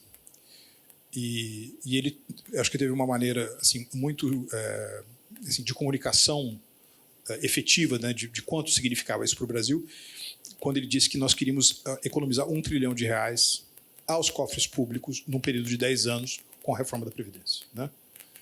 Aliás, uma vez eu estava com ele aqui pertinho, na sede do Banco do Brasil, na Vida Paulista com Augusta. Ele estava no auge da popularidade naquele momento. A gente desceu do carro, tinha umas pessoas na rua e começaram a gritar o seguinte: Paulo Guedes tem razão, Previdência é 1 trilhão. Ou seja, vamos apoiar o Paulo Guedes a ter R$1 trilhão de reforma da Previdência. Olha, R$1 trilhão são 200 bilhões de dólares. Então, apenas para a gente ter uma ordem de comparação sobre grandezas macroeconômicas, se o Brasil exporta 100 bilhões de dólares ao ano para a China, isso significa que apenas no seu comércio bilateral com a China, da ótica das exportações, o Brasil tem uma reforma da Previdência a cada 24 meses. Em 10 anos é o equivalente macroeconômico a 5 reformas da Previdência. Então, são valores muito grandes que a gente não pode desperdiçar e, na minha opinião, isso só vai crescer. E eu te digo por quê. Vamos supor que o crescimento chinês estacione em 3,5%, 4% ao ano durante a próxima década. Se isso acontecer, a China acrescenta nominalmente ao seu PIB 750, 800 bilhões de dólares por ano. Hoje, quais são as 3 maiores economias do mundo do PIB nominal? Estados Unidos, China, Japão. O PIB do Japão hoje é 5,5 tri de dólares. Ora, se a China crescer nessa progressão nos próximos 10 anos, isso significa que quando a gente chegar em 2033, a maior economia do mundo será a China, a segunda maior economia será os Estados Unidos, e a terceira maior economia do mundo será uma China que não existe, mas que resultará do crescimento incremental chinês nessa próxima década. Ou seja, aquilo que a China vai crescer no acumulado é maior do que o PIB do Japão, considerado também uma taxa, digamos, de 1% do crescimento da economia japonesa nos próximos 10 anos. Uma coisa brutal, né? E que eu acho que a gente tem que tirar todo o proveito. Né? Tem outra característica que eu acho também muito interessante. Ou seja, no ano retrasado, 2021, e no ano passado, 2022, não apenas a China aumentou o seu perfil como investidor estrangeiro direto, mas o país em que ela mais investiu, mais uma vez, IED, não é alocação de portfólio financeiro, é investimento que vai para a planta da fábrica. O país que ela mais investiu foi o Brasil. Né? Então, eu acho que isso vai continuar. Aí tem gente que acha que essa é uma razão de temor, que nós precisamos ter prudência e cuidado, e, obviamente, nós precisamos ter prudência em tudo, cuidado em tudo na vida. Mas, se fosse assim, a relação Estados Unidos e China, desde os anos 70 até agora, nunca tinha saído do chão. E, durante um tempo, se tornou no maior intercâmbio comercial de do planeta, né, a maior relação comercial do planeta durante, mesmo nesses últimos, quer dizer, de 2000 para agora, nos últimos 23 anos, ainda que você tire esse período recente em que há claramente um acirramento, né, do desconforto entre as duas superpotências, o país que mais acomodou investimento estrangeiro direto americano no mundo foi a China. E o país que mais recebeu investimento estrangeiro direto chinês do mundo são os Estados Unidos. Nos últimos 2 anos, como eu mencionei, isso começou a mudar. Então, mais uma vez, com base no seu interesse próprio, eu acho que essa é mais uma oportunidade do que um risco para o Brasil. Agora é o seguinte, aquilo que você obtém da sua relação para criar outras competências e chegar nesse objetivo que você mencionou, que, puxa, a gente olha para nós mesmos com orgulho, né? Conseguimos, não vou dizer um país desenvolvido, mas um país que, sei lá, tem renda per capita superior a $20 mil, temos uma renda per capita parecida com a da Europa mediterrânea, né? Eu acho que isso depende muito mais de nós do que dos outros, né? O Danilo, quando me apresentou, falou que eu desempenhei um papel no acordo do Mercosul-União Europeia. Né? Então, quando a gente concluiu o acordo no final de junho de 2019, eu estava no governo, muita gente vinha perguntar, bom, Marcos, qual vai ser agora o próximo acordo? Vai ser um acordo com o Japão? Vai ser um acordo com a Coreia do Sul? Etc. Qual que você acha que é o acordo mais importante para o Brasil, o próximo? E eu dizia, uma coisa que eu continuo a acreditar, que o acordo mais importante do Brasil é um acordo com ele mesmo. Né? Quer dizer, por exemplo, a continuidade do processo de modernização institucional e estrutural no Brasil é o que vai fazer muita diferença, sobretudo a partir da geração de excedentes de muitas dessas relações de comércio bilateral que a gente tem hoje, como é o caso da relação Brasil-China. Obrigado. Temos uma pergunta aqui. Agora, para a pergunta, primeiramente, queria trazer um pouco dessas instituições internacionais, né? E trazer um pouco dessa questão dos 2 sistemas que você colocou na sua apresentação. O Brasil hoje tem, por exemplo, a presidência do BID, né? Instituição financeira mais tradicional. Você mesmo estava na presidência do Banco do BRICS, uma instituição financeira mais recente, mais nova. O Brasil vai assumir agora também a presidência do G20.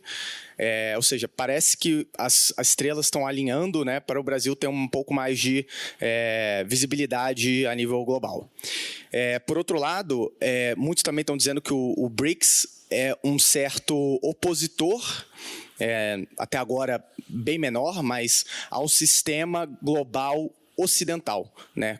A sede da ONU é Nova York, as agências, a maior parte é na Europa, então que esse sistema seria um sistema ocidentalizado, de globalização ocidentalizada. E o BRICS seria esse sistema de globalização orientalizado. Então, mas seria de fato o BRICS um rival à própria ONU, né?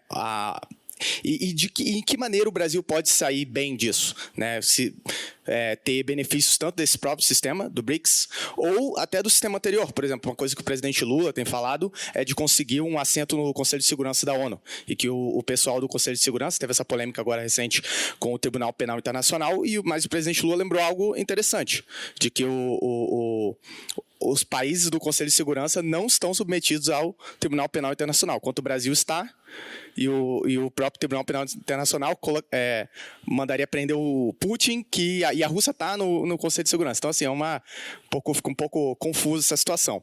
Então, o ponto é esse, de que ponto, como o Brasil poderia se beneficiar desse conflito, né, trazendo um pouco esse ponto do Diogo, mas tanto com o BRICS, com esse crescimento do BRICS, se de fato o BRICS vem para rivalizar com o sistema tradicional, e como o Brasil pode também se beneficiar do sistema anterior, e o que você acha também do Brasil ocupar um eventual cadeira no Conselho de Segurança, cadeira permanente, né, no Conselho de Segurança.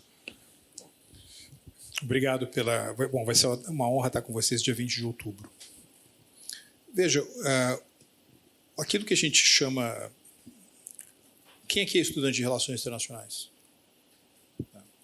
Então, muitas pessoas, né, teóricos, né, gente que gosta de relações internacionais, usa os termos ordem e sistema como se fossem sinônimos, né? Não estou dizendo que está errado, mas, por exemplo, eu gosto de entender mais que ordem é uma espécie de... Vocês sabem o que é um rizoma? Rizoma é aquele conjunto de raízes, né, embaixo da terra que sustenta, por exemplo, uma planta, né, uma árvore, né, uma série de raízes, assim. A ordem tem que ver com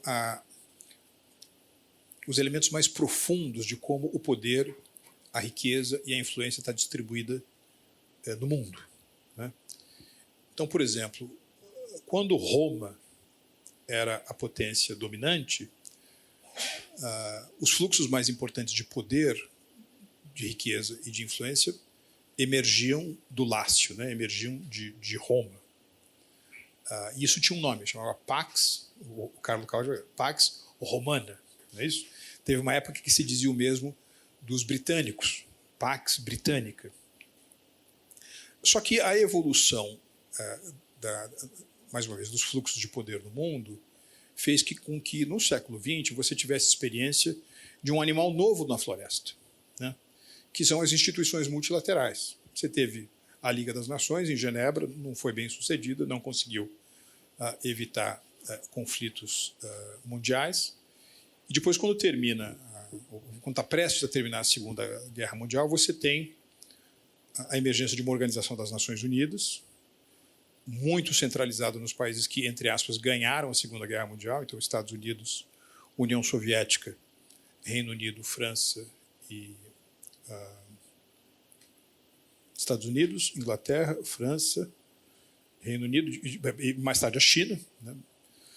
Aliás, apenas por curiosidade, né, nós estamos acostumados a pensar a Segunda Guerra Mundial como alguma coisa que acontece no dia 1º de setembro de 1939, né, quando a Wehrmacht cruza a fronteira da Polônia e termina em algum momento, né, com a rendição do Japão. Então, é isso que a gente entende. Na China, por exemplo, eles chamam a Segunda Guerra Mundial de Guerra do Povo Chinês contra a agressão japonesa. E ela começa no início dos anos 30 e termina um pouco mais tarde do que para nós termina a Segunda Guerra Mundial. Então, esses são as potências que estão lá na ONU e no seu clube de elite, que é o Conselho de Segurança. Agora, se você entender que esse sistema é um sistema ocidental, mesmo porque se agregaram outras instituições, né, houve um economista britânico, muita gente não gosta dele, eu acho ele um intelectual fascinante, apesar de não compartilhar de tudo que ele pensava, chamado John Maynard Keynes, que entendia que quando estava terminando a Segunda Guerra Mundial, faltava ao mundo governança. Então, para organizar aquela nova realidade, era necessário você ter uma agência de liquidez para socorrer países, né, com dificuldades de balanço de pagamentos, ou seja, era necessária a criação de um fundo monetário internacional, FMI. Você precisava de um banco internacional de reconstrução e desenvolvimento, Bank of International Reconstruction and Development, BIRD, ou BIRD, the World Bank, né? E você precisava de uma organização para oferecer algum tipo de estrutura para o comércio internacional. Tanto que um ídolo aqui do Diogo foi o delegado brasileiro numa conferência em 1948 em Havana, um sujeito chamado Roberto Campos, para criar a Organização Internacional do Comércio, que era o nome que essa instituição deveria ter. E aí você pode dizer, portanto, que você tem um ecossistema de instituições multilaterais. A ONU, o Banco Mundial, o Fundo Monetário, a Organização Internacional do Comércio não saiu apenas um acordo para o comércio de manufaturas, né, o GATT, General Agreement on Tariffs and Trade. Mais tarde você tem a criação de uma regionalidade dessa perspectiva multilateral com o Banco Interamericano de Desenvolvimento. E é verdade que em muitas dessas instituições os Estados Unidos têm uma fatia maior do que os outros, mas que é muito, digamos assim, reflete muito também a situação daquela época. Por exemplo, quando acabou a Segunda Guerra Mundial, metade do PIB global era Estados Unidos. Hoje, a economia americana representa 21%, 22% da economia, 23% no máximo da economia global. Então, me parece que quanto mais instituições multilaterais você tiver, melhor, né? Ou pelo menos, dependendo da sua finalidade, como, por exemplo, um banco de desenvolvimento, eu acho isso mais positivo. Eu também acho que no mundo hoje existe um déficit de cooperação internacional. Se você pegar o G20 quando ele foi criado, ali naquele momento em que você tem a crise dos subprimes, né, a grande recessão de 2008, Havia um ambiente de muita cooperação internacional. Então, se a Índia se desse bem, isso era bom para a China. Se a China se desse bem, isso era bom para os Estados Unidos. Se os Estados Unidos se dessem bem, isso era bom para a Federação Russa. Me parece que a gente não tem mais esse espírito no mundo hoje. Você fez uma pergunta sobre BRICS. Quer dizer, o BRICS está entrando agora na sua terceira idade, né? Você teve uma primeira idade, que é aquela projeção do Jim O'Neill, né, do Goldman Sachs, futuro da economia global, 2030, Brasil, Rússia e China vão ter um pedaço cada vez maior do PIB mundial. Isso é verdade, é muito mais verdade em relação à China e Índia do que Brasil e Rússia, mas aumentou.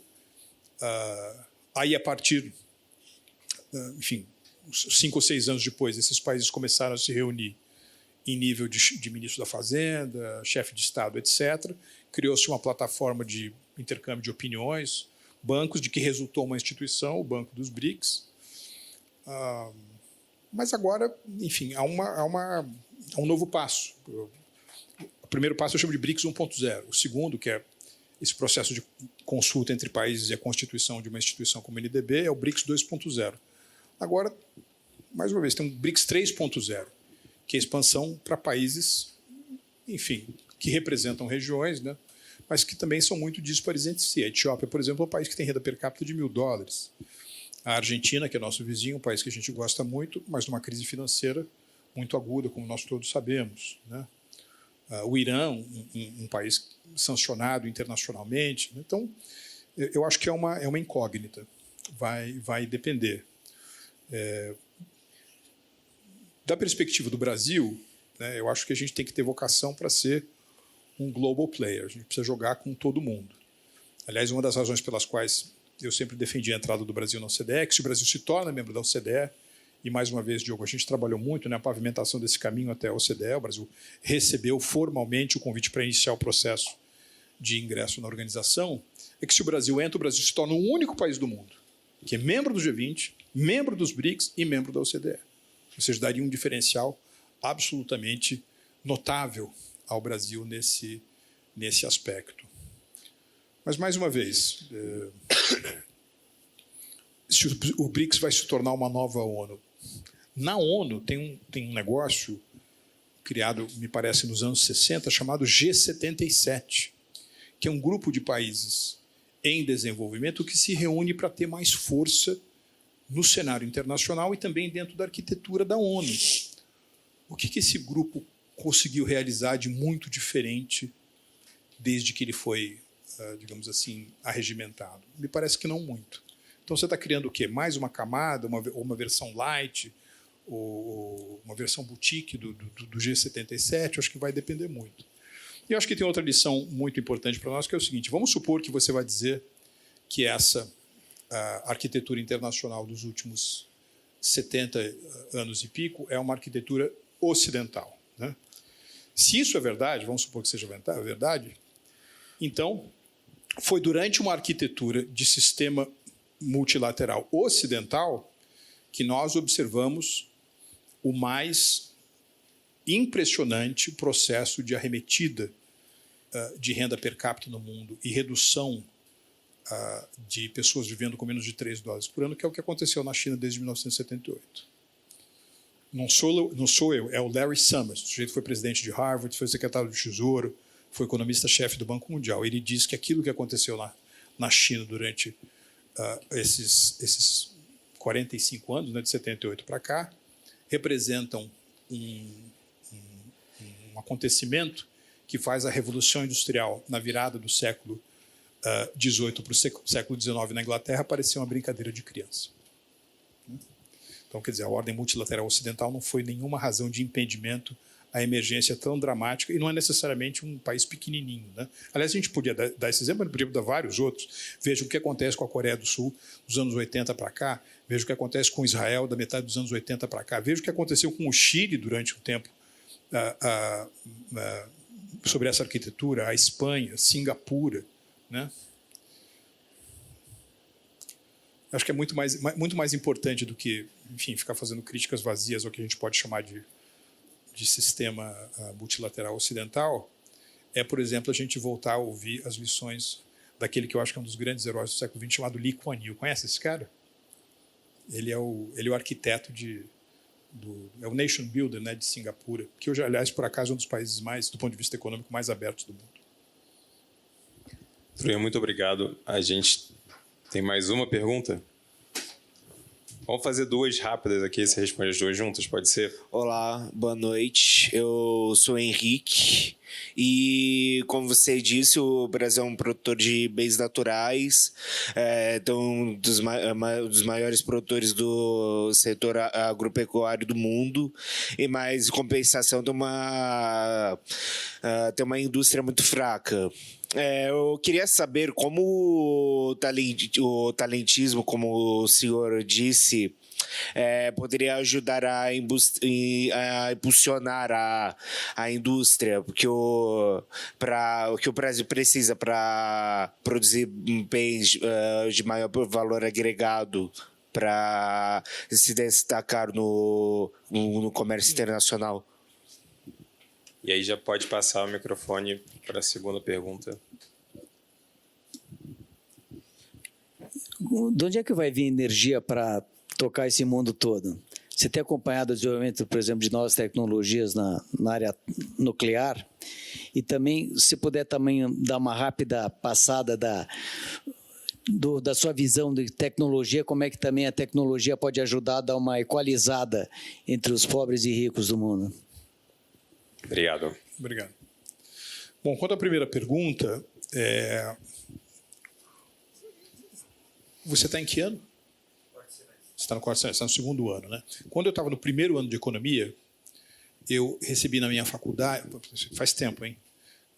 1985, faz tempo. Eu me lembro de ter assistido uma palestra na minha faculdade do embaixador da Suécia no Brasil. E ele começou a palestra dizendo o seguinte: é um prazer estar em São Paulo, a cidade mais industrial da Suécia. Né? Porque durante uma parte importante, né, desse período, o Brasil foi o maior polo industrial do hemisfério sul. Né? Ele perdeu, obviamente, essa proeminência para a China em algum momento, e hoje perdeu para vários outros países do hemisfério sul, né, inclusive a Índia. Por que isso aconteceu? Né? É porque existem algumas estratégias, né, de industrialização acelerada baseadas, por exemplo, na chamada política de substituição de importações. Né? Industrialização por substituição de importações. Que é algo que se fez no Brasil, que é algo que se fez na Argentina, que é algo que se fez na Coreia do Sul, numa série de outros países.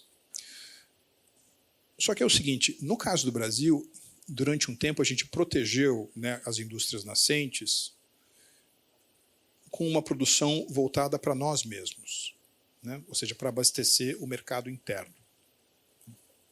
Ao passo que outros países, como é o caso da Coreia do Sul, também fizeram substituição de importações, mas, sobretudo, para transformar a Coreia do Sul num gigantesco trampolim de exportações para terceiros mercados. Aliás, os sul-coreanos estavam ali muito perto do Japão, estavam observando a experiência de sucesso do Japão. Aliás, depois os chineses também tiveram essa experiência de proximidade, né, com o êxito japonês e copiaram, clonaram muitos dos modelos, muitas dessas estratégias que estavam acontecendo ali na Ásia. Isso não foi realidade de alguns países latino-americanos. Nós fizemos uma substituição de importações para a produção para dentro. Foi o caso no Brasil, foi o caso na Argentina, foi o caso no México até o início dos anos 90. Outros países do mundo também teve assim. A Índia, durante muito tempo, foi assim. A Turquia, durante muito tempo, foi assim. No limite, você pode dizer que até a Rússia, né, a União Soviética, também eram assim, coisas endo-orientadas. Eu me lembro, por exemplo, também quando eu estava mais ou menos com a sua idade, né, quando eu estava na faculdade, tinha um debate que era o seguinte: é o crescimento econômico que leva a exportações ou são as exportações que levam ao crescimento econômico? Né? Ou seja, é uma ênfase no crescimento interno que lhe permite exportar ou é uma estratégia centralizada em exportações que lhe permite crescer internamente? Tinha antigamente uma propaganda que era assim: Tostines é fresquinho porque vende mais ou vende mais porque é fresquinho? Então, a experiência mostra claramente que Tostines vende mais porque é orientado a exportações. Aqueles export-oriented countries ganharam de lavada dos, digamos assim, países que fazem substituição de importações voltado para dentro. E isso levou a uma diminuição da competitividade da manufatura do Brasil, diminuiu o escopo de possibilidades de destino para a produção, né? E que, portanto, fica muito dependente de proteção do governo, subsídios a determinados setores, etc. E o Brasil passou por aquilo que alguns chamam de desindustrialização precoce, né? O que eu acho agora, eu vou aproveitar que eu estou no ambiente acadêmico para fazer algo meio, digamos assim, especulativo, né? Que é o seguinte, olha só o que eu vou dizer, Diogo. Nós nos acostumamos a entender a atividade econômica como setor primário, né? Agricultura, mineração, setor secundário, né? Indústria, e setor terciário, que é o comércio e os serviços. Eu, cada vez mais, Henrique, eu acho que essas divisórias implodiram. Puff. Elas não existem mais. O que existe, na realidade, é um subterrâneo de agregação de valor e, portanto, você pode ter muito mais geração de tecnologia e agregação de valor, por exemplo, no que tradicionalmente a gente chama como setor agro, do que, por exemplo, no setor de manufatura, né? Se você tem, por exemplo, uma indústria de autopeças protegida internamente, ineficiente internamente,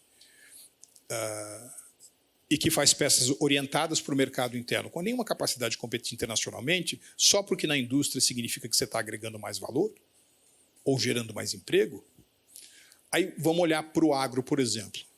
Às vezes você tem muito mais tecnologia e valor agregado embutido num grão de soja do que nesse setor que eu acabei de mencionar. Porque se aqui, naquele grão de soja, por exemplo, você tiver técnicas modernas de irrigação de terras anteriormente improdutivas para a agricultura. Se você tiver tratores, por exemplo, geoposicionados para otimizar uma determinada fase de imposição de sementes. Se você tiver algoritmos sofisticados que lhe permitam cálculo de meteorologia para fins de evitar, por exemplo, geadas, né? Se você gerar patentes a partir desses processos inovadores que vão, por exemplo, abastecer escritórios de advocacia voltados à propriedade intelectual. Então, eu acho que é muito mais pensar em industrialização com a criação de excedentes onde a gente tem essas vantagens comparativas tradicionais do que fazer, na minha opinião, um erro que está acontecendo hoje no mundo, onde a economia de mercado está super assim atacada, mesmo em países que assim tradicionalmente abraçaram princípios de livre mercado, etc., como é o caso da Inglaterra, como é o caso, enfim, dos Estados Unidos, né? O National Security Advisor, né, dos Estados Unidos, o Jake Sullivan, pronunciou há 3 meses um discurso chamado Novo Consenso de Washington. E quando você vê aquilo ali, você vê, puxa, é a política desenvolvimentista que não deu certo na América Latina sendo aplicada num ambiente americano. E em relação a fontes de energia, eu acho que o petróleo tem um ciclo mais longo do que a gente pode supor. Portanto, eu acho que o futuro é um futuro multimatriz, né? Há a emergência dessas outras alternativas, algumas delas serão ineficientes do ponto de vista de custo do longo prazo, mas haverá alocação de recursos, porque a gente também está saindo num mundo do just in time para o just in case. Você tem uma adoção maciça de energia eólica e energia fotovoltaica em algumas outras regiões do mundo, mais particularmente na Ásia. E, mais uma vez, acho que o Brasil está bem posicionado nesse setor, porque ele tem essa confluência de matrizes energéticas. Agora, todas elas são muito intensivas em capital, né? Daí a importância da continuidade do processo de reformas. Caso contrário, você cria um polo, em vez de atração magnética, de repulsa magnética a investimentos tão necessários e para os quais o Brasil não tem capital próprio para investir. Troir, muito obrigado. Obrigado à participação também de todos aqui. Quero só, antes de terminar, dar 2 recadinhos para vocês, de 2 iniciativas do Millennium. Uma delas é o nosso Challenge Papers, que ainda está aberto. O Challenge Papers é uma iniciativa para que vocês possam submeter papers respondendo uma das nossas 10 perguntas de grandes desafios no Brasil, como, por exemplo, como tirar 1 milhão de pessoas da pobreza, ou como melhorar a educação brasileira em 50 pontos no PISA até 2027. E nós temos prêmios, então, a gente tem até R$30 mil alocados em prêmios para os melhores papers nessas diferentes categorias. Então, todos estejam aí convidados, a gente já recebeu algumas respostas, a gente ainda tem espaço para mais. E outro recado é o nosso índice de burocracia da América Latina. E aí, não tem prêmio, mas tem um brinde. Quem quiser nos ajudar coletando respostas de empresas brasileiras. A gente tem alguns setores muito específicos, setor de vestuário, setor de construção civil, setor de pecuária. E a gente está participando com mais 18 países, o Millennium representando o Brasil, para que a gente consiga medir melhor o fardo da burocracia no setor produtivo. Então, se você quiser nos ajudar com essa tarefa, também pegue ali o QR Code e a gente tem um grupo de WhatsApp em que a gente tem trocado essas missões. Gente, muito obrigado. Mais uma vez, professor Truirro, muito obrigado pelo teu tempo, pela tua expertise e até o próximo Millennium Masterclass. Boa noite. Know that, but at the moment I need a break.